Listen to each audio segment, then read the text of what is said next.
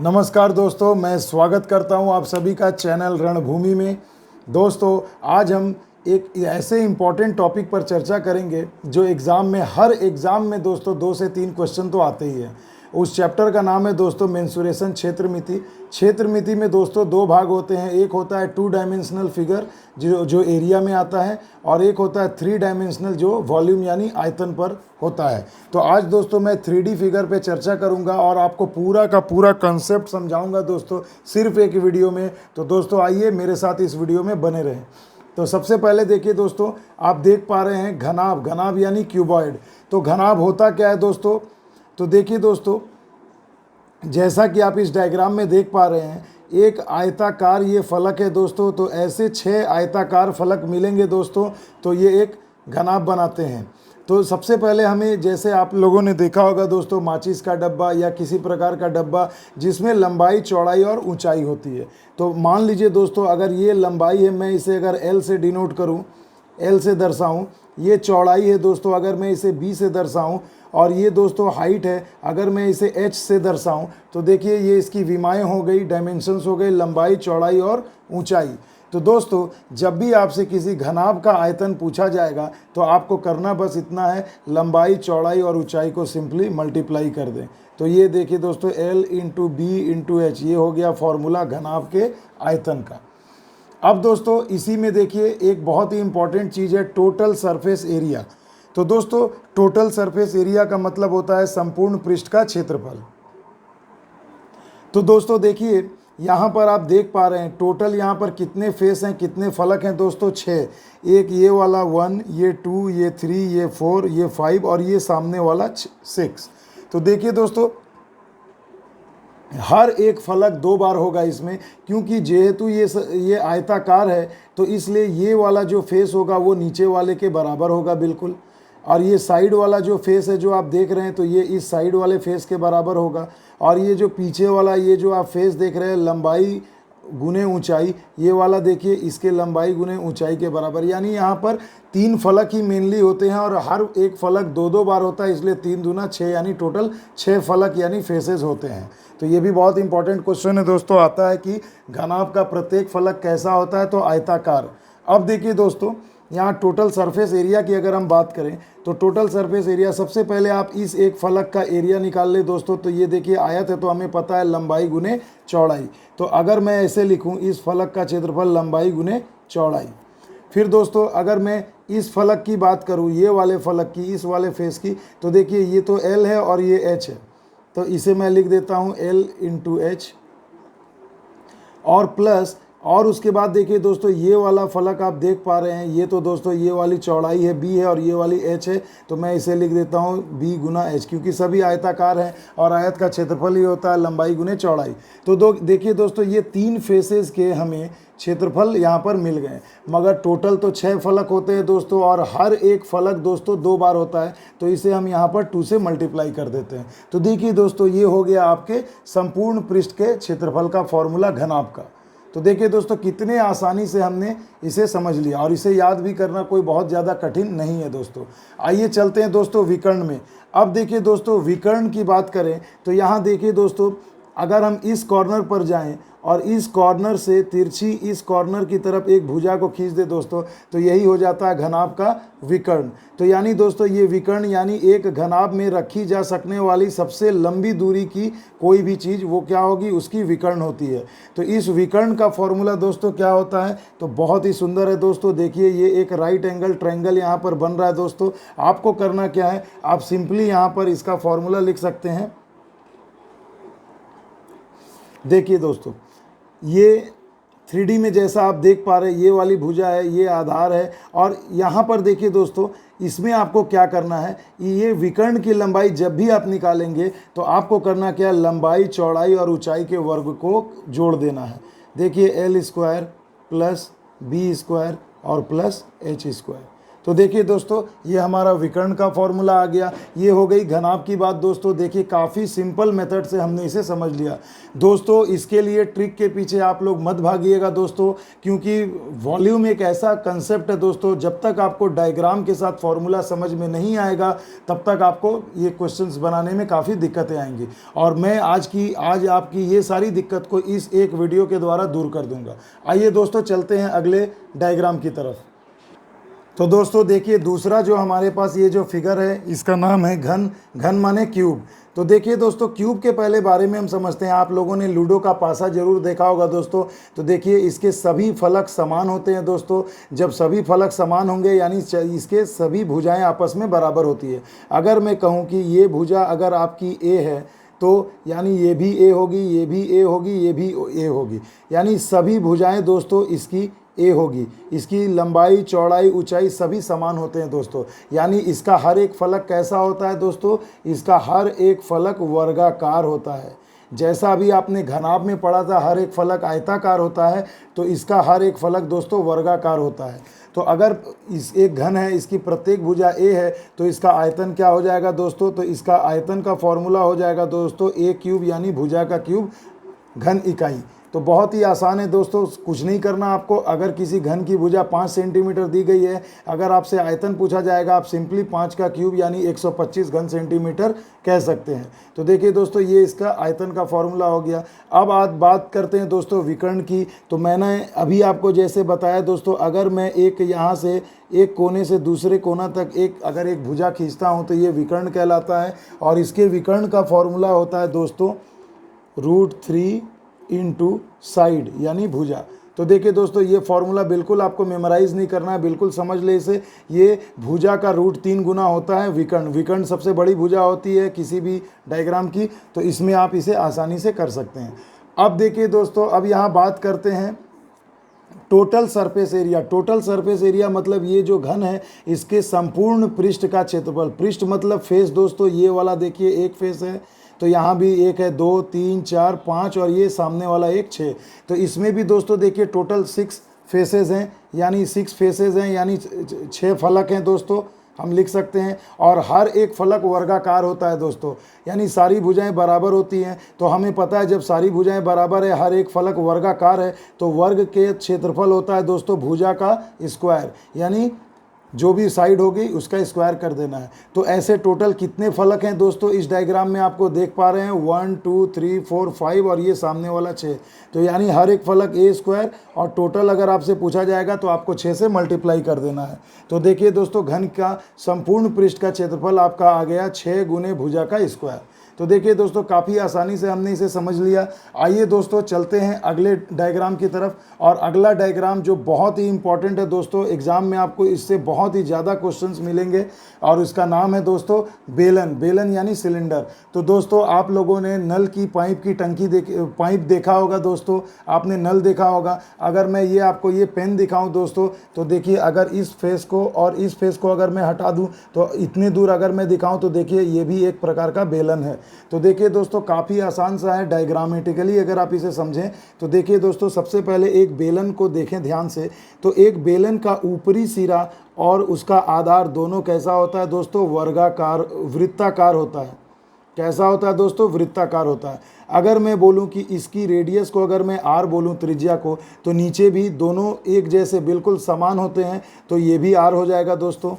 एक बेलन के ऊपरी सिरे के यानी वृत्त के केंद्र को निचले सिरे के वृत्त के केंद्र को अगर मिलाएं तो जो भुजा उसे मिलाएगी तो वही उसकी हाइट हो जाती है दोस्तों, यानी ये बेलन का हाइट हो गया।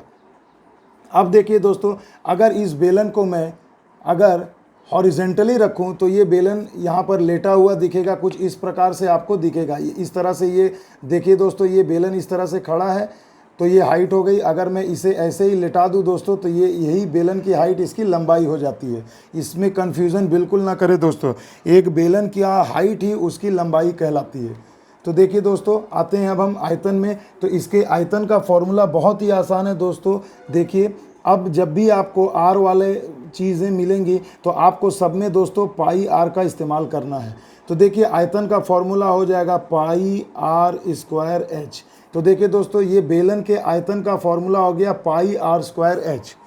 अब देखिए दोस्तों, जिस भी डायग्राम में वृत्ताकार अगर कोई भी चीज़ शामिल होगा, मौजूद होगा दोस्तों, तो उसमें एक नया टर्म आपको जुड़ जाएगा, उसका नाम है वक्र पृष्ठ। वक्र पृष्ठ यानी कर्व सरफेस एरिया, यानी ये जो एरिया आप देख पा रहे हैं वृत्त को, तो देखिए छोड़कर इन दोनों अगर वृत्तों को मैं छोड़ दूँ तो जो शेष भाग जो बचेगा वही कहलाता है दोस्तों वक्र पृष्ठ। तो इसे हम अंग्रेजी में कहते हैं कर्व सरफेस एरिया, शॉर्ट में मैंने लिखा है CSA। तो देखिए दोस्तों, इसके वक्र पृष्ठ का क्षेत्रफल क्या हो जाएगा, इसका फॉर्मूला हो जाता है दोस्तों 2πRh। तो ये बहुत ही आसान सी चीज़ है दोस्तों। देखिए आयतन अगर आपसे पूछा जाएगा तो आप कह देंगे πr²h, और अगर आपसे वक्र पृष्ठ कहा जाएगा तो आप कहेंगे 2πRh।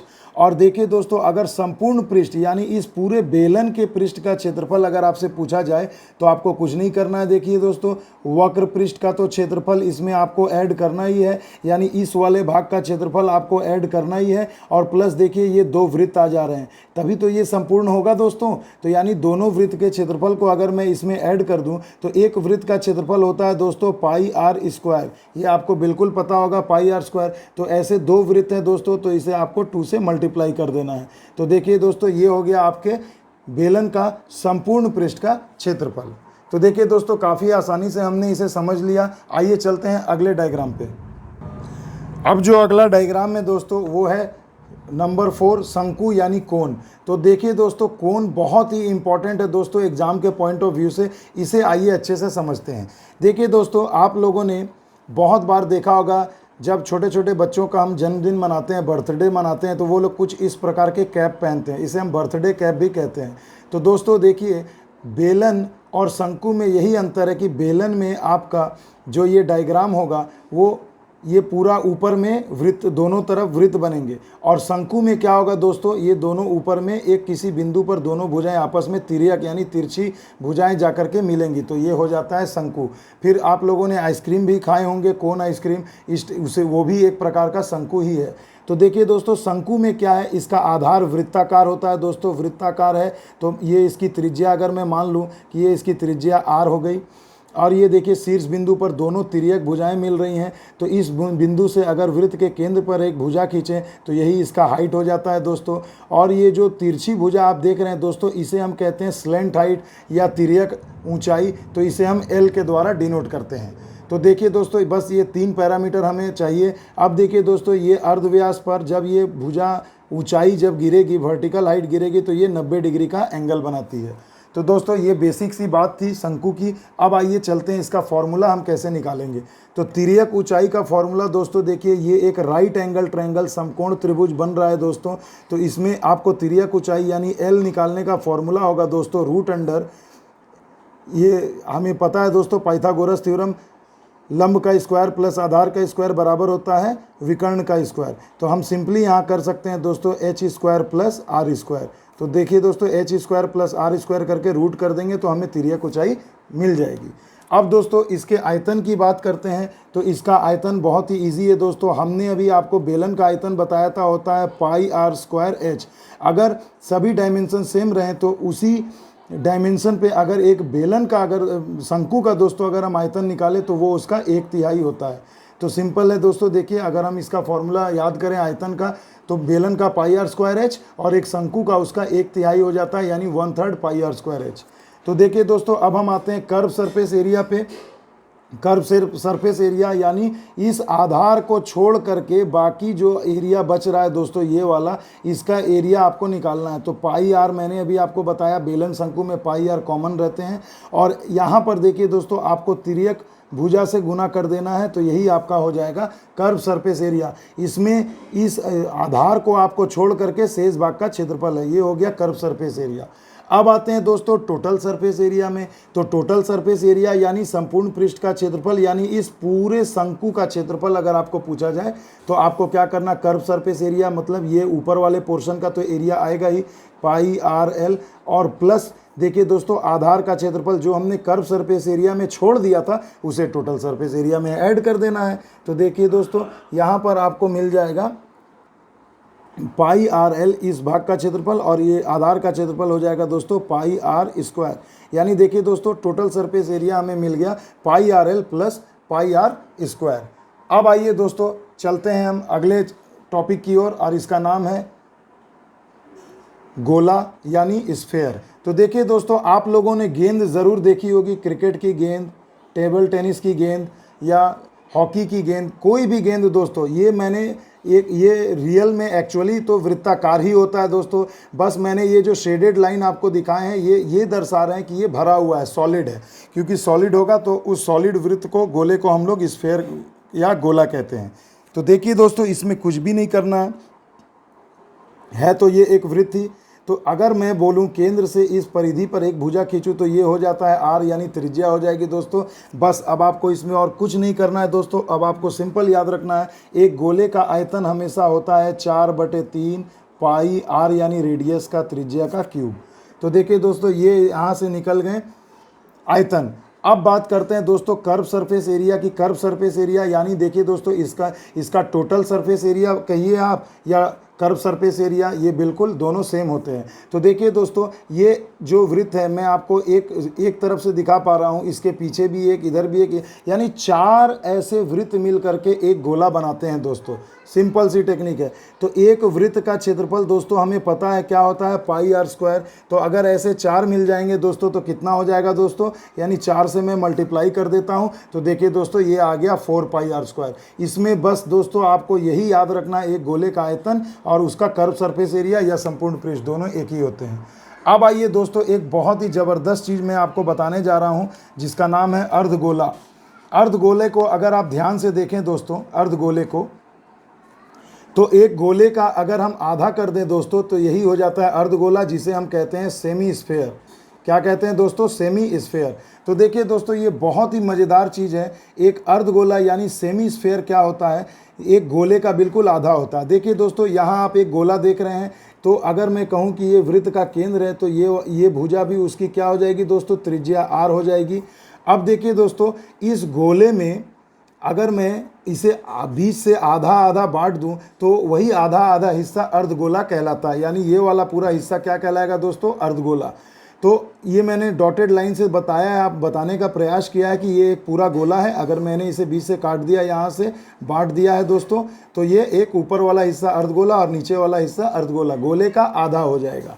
तो दोस्तों, तो जब अभी हमने जाना कि एक पूरे गोले का आयतन 4/3 पाई आर क्यूब होता है, तो आधे गोले का आयतन क्या होगा दोस्तों, उसका आधा, यानी 4/3 का अगर मैं आधा करूं तो हो जाएगा 2/3 और पाई आर क्यूब। तो देखिए दोस्तों, 4/3 का अगर आप आधा करें तो 2 से 4 कट जाएंगे, यानी 2/3 पाई आर क्यूब हो जाएगा। तो ये हो जाता है दोस्तों आपका अर्धगोले का आयतन। अब आते हैं दोस्तों इसके संपूर्ण पृष्ठ के क्षेत्रफल के बारे में हम बात करते हैं। तो सबसे पहले देखिए दोस्तों, एक अर्धगोला है। अर्धगोला अगर इसके मैं संपूर्ण पृष्ठ की बात करूं तो जिस प्रकार इस गोले का संपूर्ण पृष्ठ 4 पाई आर स्क्वायर था, तो आधे गोले का हो जाएगा दोस्तों 2 पाई आर स्क्वायर। प्लस देखिए दोस्तों, ये तो 2 पाई आर स्क्वायर एक तरफ हो गया, मगर जब हम इसके फेस को अच्छे तरीके से देखेंगे तो 1 पाई आर स्क्वायर यानी एक वृत्त ऊपर की ओर बनता है। अगर जैसे आप लोगों ने कटोरी देखा होगा दोस्तों, कटोरी जैसे एक कटोरी छोटी सी होती है, तो ये पूरे गोले का तो 4 पाई आर स्क्वायर होता है और आधे गोले का 2 पाई आर स्क्वायर, और यहाँ पर भी एक इस तरीके से कटोरी बनेगी, वृत्त बनेगी, तो ये हो जाएगा 1 पाई आर स्क्वायर, यानी 2 और 1 3। यानी दोस्तों यहाँ अगर हम पाई आर स्क्वायर ऐड कर दें तो टोटल हो जाता है इसका संपूर्ण पृष्ठ का क्षेत्रफल 3 पाई आर स्क्वायर। तो देखिए दोस्तों, एक अर्धगोले का संपूर्ण पृष्ठ हो जाएगा 3 पाई आर स्क्वायर। तो देखिए दोस्तों, काफ़ी आसानी से हमने इसे समझ लिया। अब आइए दोस्तों, मैं आपको सबसे इम्पॉर्टेंट चीज़ बताने जा रहा हूँ, जो आपको इस टाइप के चीज़ें बहुत कम जानने को मिलेंगी और बहुत ही कम लोग इस पर चर्चा करना पसंद करते हैं। तो उस टॉपिक का नाम है दोस्तों, इस टॉपिक का नाम है शंकु का छिन्नक, यानी फ्रस्टम ऑफ ए कोन। तो देखिए दोस्तों, यहाँ आप एक शंकु देख पा रहे होंगे। इस शंकु को अगर मैं बीच से किसी भी ऊंचाई पर काट दूं तो वो कुछ इस प्रकार का दिखेगा। ये कोन वाला हिस्सा कट जाएगा दोस्तों, तो इसे हम कहते हैं दोस्तों छिन्नक, यानी शंकु का फ्रस्टम। तो देखिए, इसके दोनों जो ऊपरी और निचले सिरे जो होंगे दोस्तों, वो बिल्कुल अलग अलग होंगे। ये देखिए, ये छोटा हिस्सा होगा और ये बड़ा हिस्सा, इसलिए इसकी त्रिज्या स्मॉल आर है, इसकी त्रिज्या कैपिटल आर है। और इन दोनों को अगर मैं मिलाऊं दोस्तों तो ये हो जाता है हाइट, यानी कि ऊंचाई। तो एक शंकु के आयतन का फॉर्मूला देखिए दोस्तों, बहुत ही आसान है, इसे बहुत लोग जटिल समझते हैं, मगर मैं बिल्कुल ऐसा नहीं मानता कि यह जटिल है। देखिए दोस्तों, आपको करना क्या, पाई एच बाई 3 करना है और उसके बाद आपको कुछ चीज़ें करनी है। देखिए 1/3 पाई आर स्क्वायर एच होता था दोस्तों, तो ये शंकु में, मगर इसमें छिन्नक में आपको क्या करना है, कैपिटल आर का स्क्वायर प्लस स्मॉल आर का स्क्वायर प्लस इन्हीं दोनों को आपको मल्टीप्लाई कर देना, capital r into small r. तो देखिए ये आपका हो गया शंकु के छिन्नक का आयतन। तो देखिए दोस्तों, पाई आर स्क्वायर एच, अभी मैंने आपको बताया पाई आर स्क्वायर एच होते हैं और शंकु का 1/3 होता है। तो देखिए यहाँ पर पाई 1/3 पाई एच तो कॉमन है दोस्तों, 1/3 पाई एच। सिर्फ ये आर में एक क्या होता है, इसमें बिल्कुल एक आर आपको दिया रहता है, मगर इसमें 2 आर होते हैं, इसलिए उस आर के जगह हमें कुछ इस प्रकार से लिखना रहता है, कैपिटल आर का स्क्वायर प्लस स्मॉल आर का square plus capital r into small r. अब आइए दोस्तों चलते हैं इसके कर्व सरफेस एरिया। तो देखिए दोस्तों, कर्व सरफेस एरिया इसका निकालने का एक बहुत ही ज़बरदस्त तरीका है। अभी आपको मैंने बताया शंकु में कर्व सरफेस एरिया का फॉर्मूला होता है पाई आर एल। तो मैं अगर ऐसे लिखूँ पाई और एल लिख दूँ, यहाँ आर आप नहीं लिख सकते क्योंकि यहाँ 2 आर हैं, तो आप सिंपली यहाँ इन दोनों को ऐड कर दें, capital r plus small r. तो ये आपका हो जाएगा दोस्तों तिर्यक भाग का क्षेत्रफल, तिर्यक भाग का क्षेत्रफल यानी ये वक्र पृष्ठ का क्षेत्रफल, pi l into capital r plus small r. अब दोस्तों बहुत ही ज़बरदस्त तरीका जो मैं आपको बताने जा रहा हूँ टोटल सरफेस एरिया निकालने का। देखिए दोस्तों, टोटल सरफेस एरिया जब भी आप एक फ्रस्टम यानी शंकु का निकालेंगे तो इसके लिए आपको पता है शंकु के वक्र पृष्ठ का क्षेत्रफल प्लस ऊपर और नीचे का क्षेत्रफल। तो यहाँ देखिए हमें तो टोटल सरफेस एरिया निकालना है, तो हम इसे ऐसे लिख सकते हैं, पाई एल ब्रैकेट में r plus small r, capital r plus small r. तो ये तो हो गया इस वक्र पृष्ठ वाले भाग का क्षेत्रफल। अब देखिए दोस्तों, आपको संपूर्ण कहा गया है तो आपको पूरा निकालना है। तो सबसे पहले ऊपर देखिए एक छोटा वृत्त बन रहा है जिसकी त्रिज्या आर है, तो इसका क्षेत्रफल हो जाएगा पाई स्मॉल आर स्क्वायर। और उसके बाद देखिए दोस्तों, अब आप नीचे आधार का क्षेत्रफल देखेंगे तो ये एक बड़ा वृत्त बन रहा है और जिसका त्रिज्या है दोस्तों कैपिटल आर, तो इसका क्षेत्रफल हो जाएगा pi into capital are square.